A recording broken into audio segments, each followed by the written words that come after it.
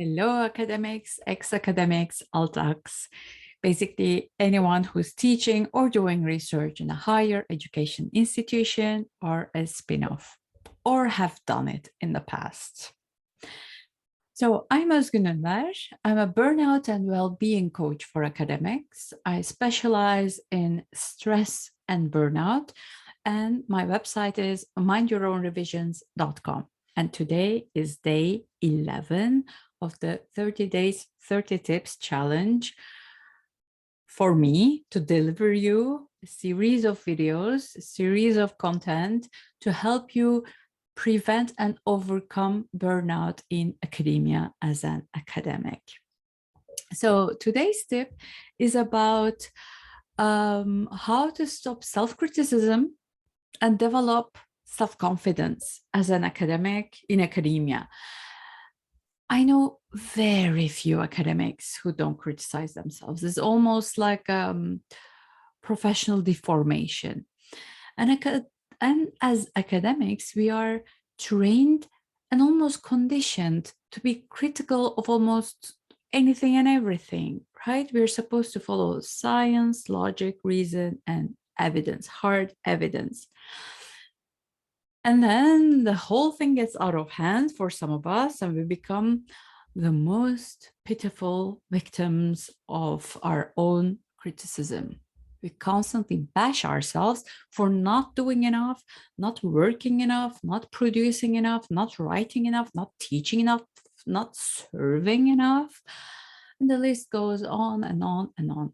And the worst part is we believe everything that we think. So when you look at the whole thing from this perspective, what we are doing is actually the opposite of following reason and logic, right? It's the opposite of following evidence, because many of us have no problem with just ignoring all of the evidence about our success, about our worth, about everything that, quote unquote, should bring us self-confidence, and we focus on the things that we are lacking. And even then, the idea of us lacking those things is just an idea. It's not a fact. It is only a thought.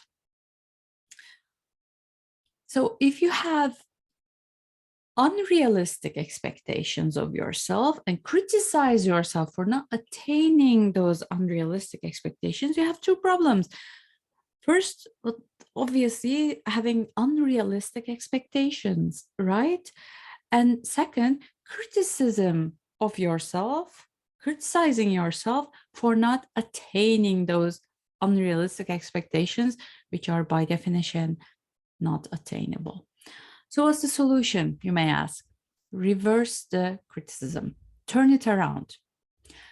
Start criticizing and start evaluating your thoughts that are criticizing you. Stop believing everything that you think and have the courage to question your thoughts about yourselves. Best way to do this is to write down all of the stuff that comes up about all the ways that you failed or fell short in the past. Once everything is out on a paper, ask yourself, is this a fact? Or am I choosing to think this way? If you cannot prove something in a court of law, that's not a fact, right? And because as long as something is not a fact, you can decide to replace that thought or that belief with another one. This exercise of awareness is the first step. And the second step is to actively look for evidence for you being a good academic, for being a successful person. Write down all of the things that you do right, everything that other people praised you for, even if other people didn't praise you for any of the stuff. Like, give yourself the praise that you wanted.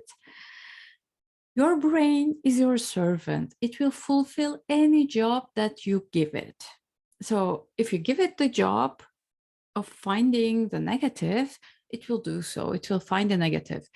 If you give it the job to find a positive, then it will bring you all of the evidence for the positive stuff. So there you go. This was your tip of the day.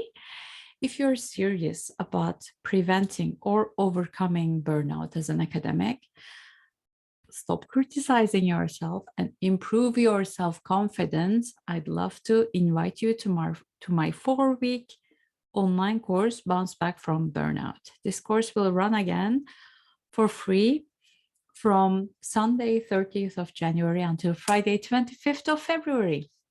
So where do you find more information and how do you apply? Go to my website, www.mindyourownrevisions.com/bbfb. Love to see you. Join us and dozens of academics from all around the world. See you tomorrow for another tip. Until then, take care. Bye.